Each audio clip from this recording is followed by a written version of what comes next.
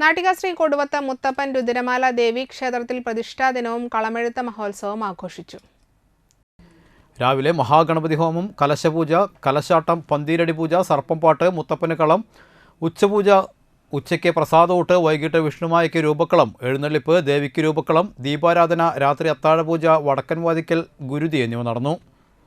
ക്ഷേത്രതന്ത്രി ഊരാളത്ത് പ്രകാശൻ മുഖ്യ കാർമ്മികനായി. ക്ഷേത്രം president Rajesh, secretary Satheesan, treasurer Ramadas എന്നിവർ ചടങ്ങുകൾക്ക് നേതൃത്വം നൽകി.